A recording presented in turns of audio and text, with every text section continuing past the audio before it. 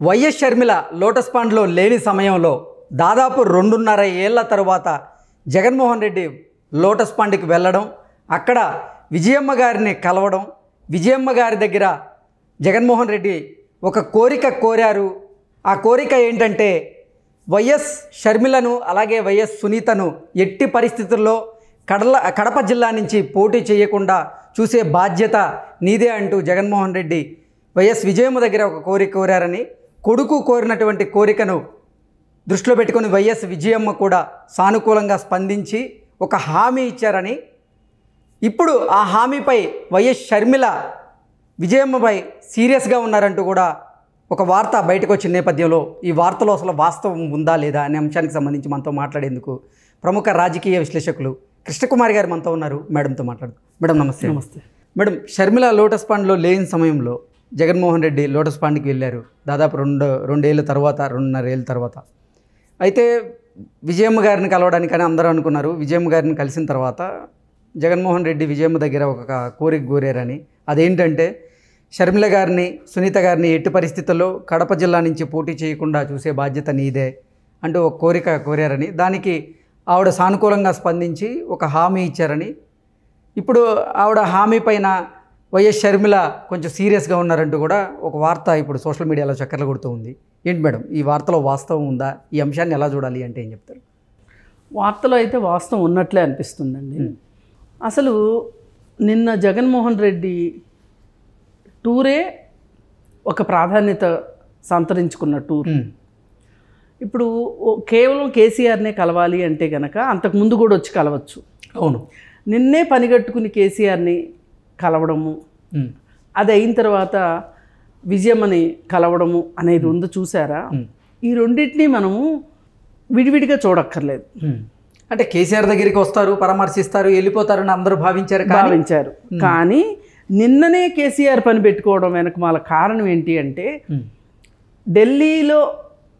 ఢిల్లీకి షర్మిల వెళ్ళినప్పుడే కేసీఆర్ని కలవాలి. షర్మిలతో పాటు విజయమ్మ లేని సందర్భంలోనే హైదరాబాద్ రావాలి. అంటే ఈ మూడింటికి ఒక లింక్ ఉంది, ఇంటర్నల్ లింకు. ఆ ఇంటర్నల్ లింక్ ఏంటంటే విజయమ్మ లేనప్పుడు మాత్రమే షర్మిల లేనప్పుడు మాత్రమే విజయమ్మను కలవాలి. అది ఆయన ఉద్దేశం. అందుకని ఏం చేశారు అంటే, కేవలం ఆ ఒక్కదాని కోసం వచ్చారనుకోండి హైదరాబాద్కి, అందరూ అనుకుంటారు కదా, ఇప్పుడు అనుకున్న దానికంటే ఎక్కువ అనుకుంటారు. అందుకని కేసీఆర్ని చూసినట్లు ఉంటుంది, పనిలో పనిగా ఇది కూడా చుట్టుపెట్టినట్టు ఉంటుంది అని ఉద్దేశం. ఎప్పటి నుంచో తల్లిని కలవాలి అనుకుంటే వీళ్ళిద్దరూ తల్లి కూతుర్లు ఇద్దరు విడివిడిగా ఎక్కడా కనిపించట్లేదు. అందుకు సమయం చూసుకుని అసలు తల్లి దగ్గరికి వెళ్ళినప్పుడు ఎలా మాట్లాడాలి, ఏం మాట్లాడాలి, ఇవన్నీ కూడా కొంచెం అక్కడ రిహార్సల్ చేసి వచ్చినట్లుంది. ఎక్కడ? తాడేపల్లి ప్యాలెస్లో, కేసీఆర్ దగ్గర. కేసీఆర్ దగ్గర మరి ఇప్పుడు నేను వెళ్ళి కలవాలనుకుంటున్నాను, మరి ఏం మాట్లాడాలి, ఎట్లా మాట్లాడాలి, ఏంటి అనే దానికి అక్కడ రిహార్సల్స్ చేసుకుని వచ్చారు. వచ్చి అక్కడ ఆయనతోటి మాట్లాడాల్సింది, కేసీఆర్తో మాట్లాడాల్సింది.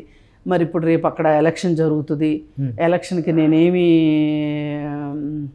ఎట్లా ఇది చెయ్యాలి, ఇప్పుడు కాసేపు కేటీఆర్ నుంచి తర్వాత కేటీఆర్ను కూడా పంపించి వాళ్ళిద్దరు మాత్రమే మాట్లాడుకున్నారంట. వాళ్ళిద్దరు మాత్రమే మాట్లాడుకున్న దాంట్లో ఏముండొచ్చు, ఈయన వ్యక్తిగతం ఉండొచ్చు, అలాగే రేపు ఆంధ్రాలో ఎలక్షన్స్కి సంబంధించిన వ్యూహాల గురించి కావచ్చు.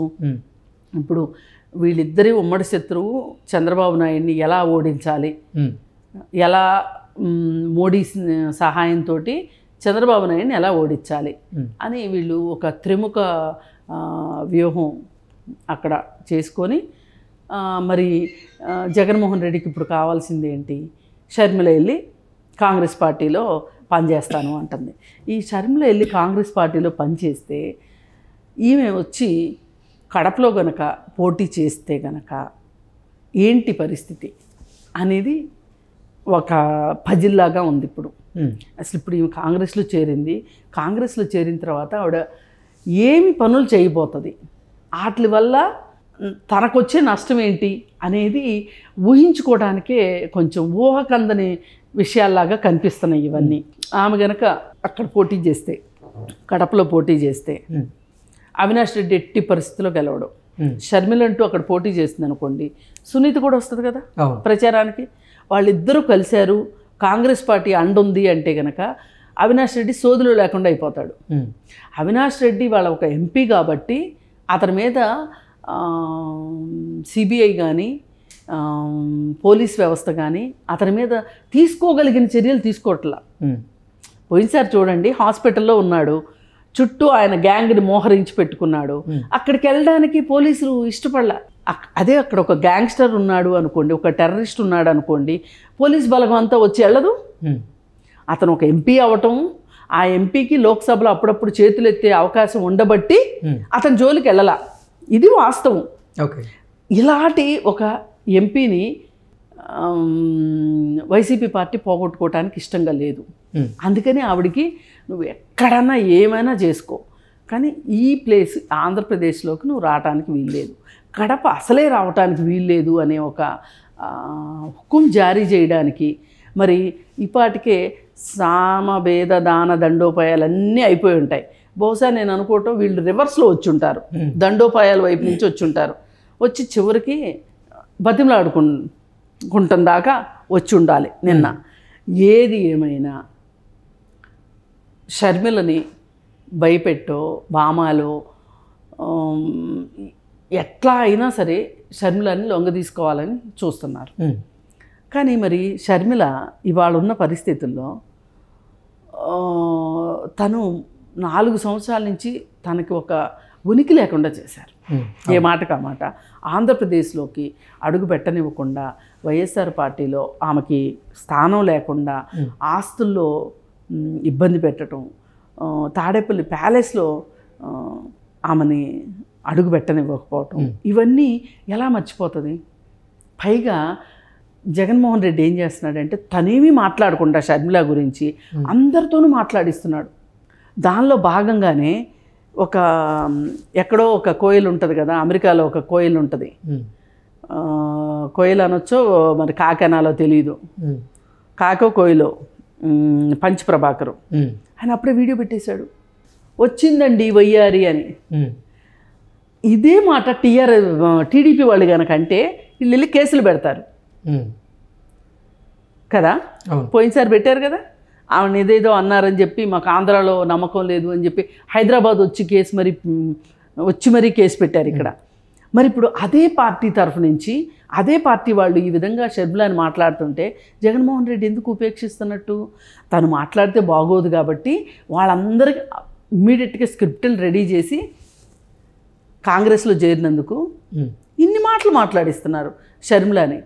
అసలు మరి మీరు ఒక కాంగ్రెస్ పార్టీ నుంచి సీఎం అయిన వ్యక్తికి కొడుకుగా మీరుండి ఆ పార్టీని ఎడంకాలతో తన్ని మీరు ఒక పార్టీ పెట్టుకొని మీరు సీఎం అయితే తప్పులేదు, కానీ వేరే వాళ్ళకి మట్టుకు ఏ స్వేచ్ఛ ఉండకూడదు అనమాట.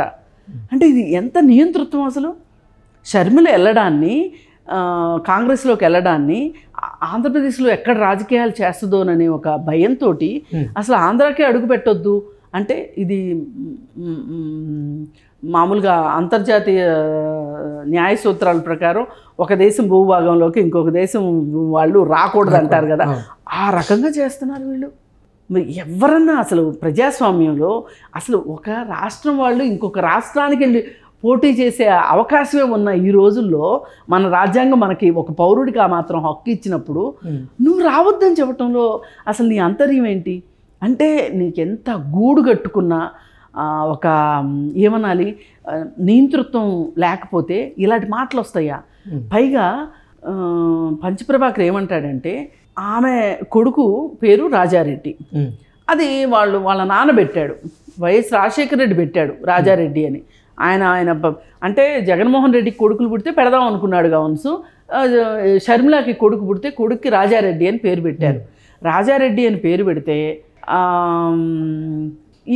ఏమంటారంటే అతను ఏమంటాడంటే ఎంత పురుషాహంకారి అంటే ఎంత పితృస్వామ్య భావజాలం ఉందంటే ఆ పంచప్రభాకర్కి ఈ పిల్లాడిని రాజారావు శర్మ అంట. రాజారెడ్డి తీసేసి షర్మిలకి ఇంటి పేరు బ్రదర్ అనిల్ ఇంటి పేరు ఆ ఇంటి పేరే పెట్టుకోవాలంట. దగ్గుబాటి పురంధరేశ్వరి ఎట్లా పెట్టుకుందో ఈమె కూడా అంతే అని చెప్తున్నాడు. అంటే జగన్మోహన్ రెడ్డి అయితే వైఎస్ అని పెట్టుకోవచ్చు, షర్మిల పట్టుకు పెట్టుకోకూడదు. ఇది ఎక్కడే సిద్ధాంతం నాకు అర్థం కాల. అది వాళ్ళ ఆప్షన్, వాళ్ళ ఇష్టం, వాళ్ళు పెట్టుకుంటారు, లేకపోతే లేదు. ఇప్పుడు ఆమె భారతీరెడ్డి ఉంది, వాళ్ళ నాన్న ఇంటి పేరు పెట్టుకుంటాను అనుకుంది అనుకోండి, అది ఆమె ఇష్టం, ఆమె చాయిస్. అవును. ఎక్కడ పెళ్ళి అవ్వగానే భార్యకి ఇంటి పేరు మారిపోవాలని ఎక్కడా లేదు. అది వాళ్ళ ఇష్టం, ఐచ్ఛికం అది. అలాంటిది నువ్వెట్లా చెప్తావు ఎక్కడో కూర్చుని? అసలు నువ్వు ముందు ఇండియా రమ్మని 100 సార్లు ఛాలెంజ్ చేసావు, నోరులు అరిగిపోయేటట్లు. నీకు సిగ్గు శరం లేదు, నువ్వు అక్కడ కూర్చుని కోతలకు వస్తూ ఉంటావు. రా నువ్వు ముందు, నువ్వు ధైర్యం ఉంటే. నీ బూతులు ఇక్కడ ప్రత్యక్షంగా విందాం అనుకుంటున్నావు, ఎక్కడ వీడియోలో వింటే కన్నా విని తరిస్తావు నీ బూతులు. వాడితో మాట్లాడిచ్చారు వీళ్ళు కావాలని, లేకపోతే ఆ వీడియోని వీళ్ళు బ్లాక్ చేయలేరండి కావాలనుకుంటే. పైగా ఓ పక్కన శ్రీరెడ్డితో మాట్లాడిస్తున్నారు వైఎస్ షర్మిల మీద. ఇవన్నీ మీ పక్షులే కదా మాట్లాడిస్తున్నారు. అసలు మీరు ఇంకా ఈ లెక్కన ఎవ్వరు మా నోరెత్తడానికి వీల్లేదు, ఎవ్వరు మాట్లాడటానికి వీల్లేదు. పైగా వీడు కొడాలి నాని ఉన్నాడు కదా, కాంగ్రెస్లో జరిగిందనే విషయం గురించి మాట్లాడతాడు. మరి ఈయన టీడీపీలో నుంచి వైసీపీలోకి వెళ్తే తప్పులేదు, ఆమె కాంగ్రెస్లో చేరితే తప్పంట. ఆమె పుట్టింది పెరిగింది కాంగ్రెస్ కుటుంబంలో, పుట్టింది పెరిగింది, వాళ్ళ నాన్న సీఎంగా ఉన్నాడు. ఆమె కాంగ్రెస్లోకి వెళ్తే మీకు వచ్చింది నొప్పి ఏంటి అసలు మధ్యలో? అంటే వీళ్ళందరికీ ఇప్పుడు టిక్కెట్ల టైం. ఈ టిక్కెట్ల టైంలో జగన్మోహన్ రెడ్డికి నచ్చేటట్లు మాట్లాడితే, నచ్చేటట్లు ఆయన మ్యూజిక్కి వీళ్ళు డాన్సులు వేస్తేనే వీళ్ళకి టిక్కెట్లు వస్తాయి అని నమ్ముతున్నారు వీళ్ళు. అందుకని వీళ్ళు ఒక బానిసల మాదిరి అయిపోయారు టిక్కెట్ల కోసం. ఆ వల్లభనేని వంశీ కావచ్చు, ఈ రోజుకి వల్లభనేని వంశీకి టికెట్ ఖరారు చేయాల. కాకపోతే ఎందుకంటే కొంచెం ఒక గ్రేడు కాస్త కోస్తా నాకు సంబంధించింది నేను మాట్లాడుకుందాంలే, ప్రతి అడ్డమైన విషయం నేను మాట్లాడటం ఎందుకని ఆగాడు. కానీ కొడాల నీకైతే ఆ ఉచ్చం నీచం కూడా ఉండదు కాబట్టి మాట్లాడడం మొదలెట్టేశాడు. యాతావత చూసుకుంటే జగన్మోహన్ రెడ్డి ప్లాను షర్మిలని ఆంధ్రాలోకి రానివ్వద్దు అనేది.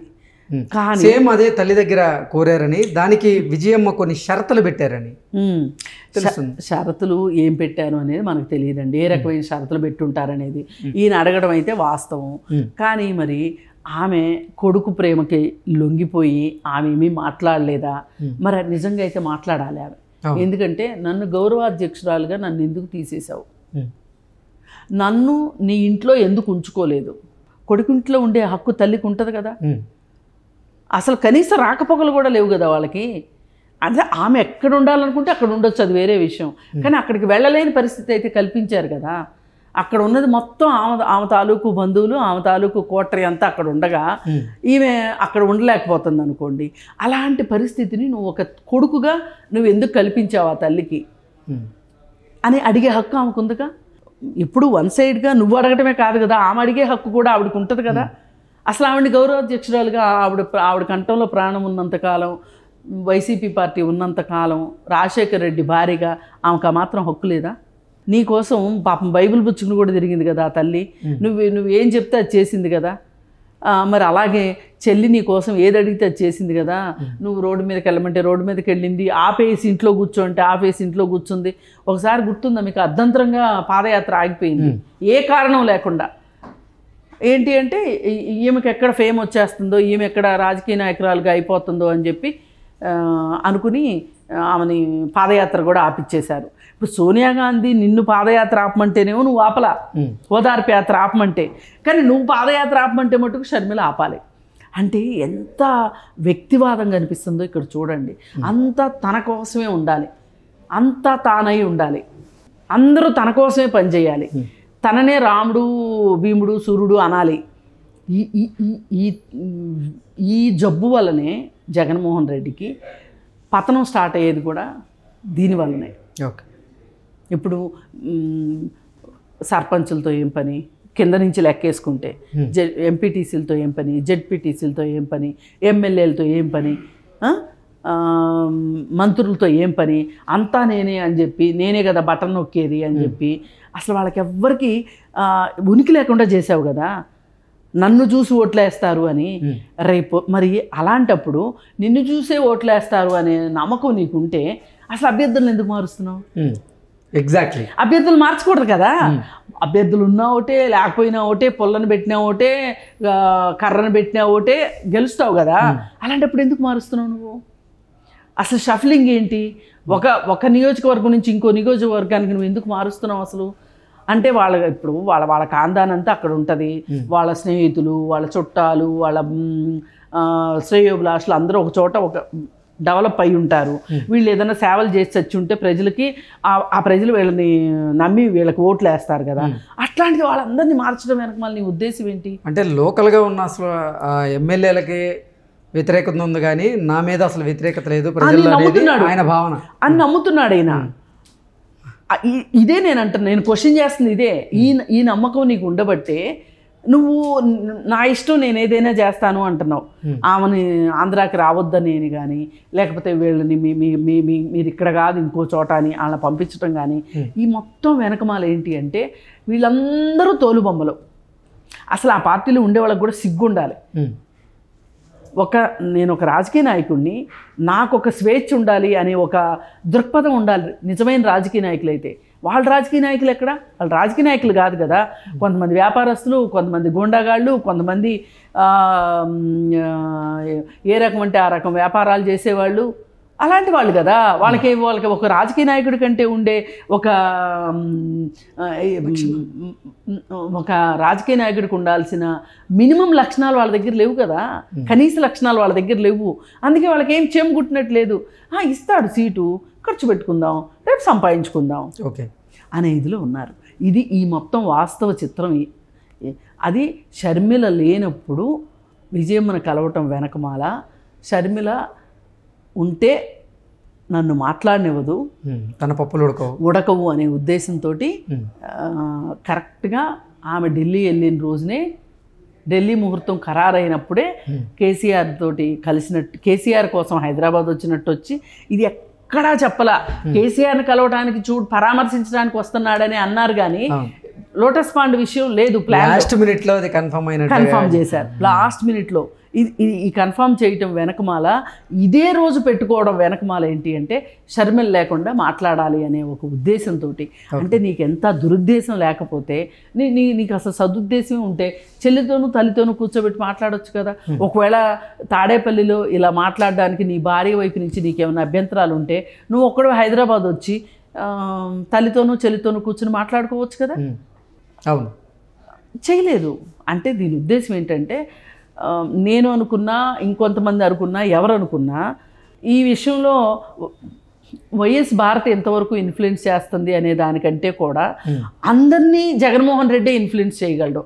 ఆమె నోరు తెరిపించాలన్నా, ఆమె నోరు మూపించాలన్నా, తల్లిని అడ్డు తొలగించుకోవాలన్నా, చెల్లిని అడ్డు తొలగించుకోవాలన్నా, చెల్లాస్తులు నొక్కేయాలన్నా, ఏం చేయాలన్నా జగన్మోహన్ రెడ్డి నుంచే ఈ ప్లాన్లన్నీ ఉంటాయి. ఓకే, అది ఆ జగన్మోహన్ రెడ్డి ఏకఛత్రాధిపత్యం యొక్క మనస్తత్వం, సైకో మనస్తత్వమే ఈ మొత్తానికి కారణం అనేది అర్థమవుతుంది మనకి. Okay okay madam, thank you so much. Thank you.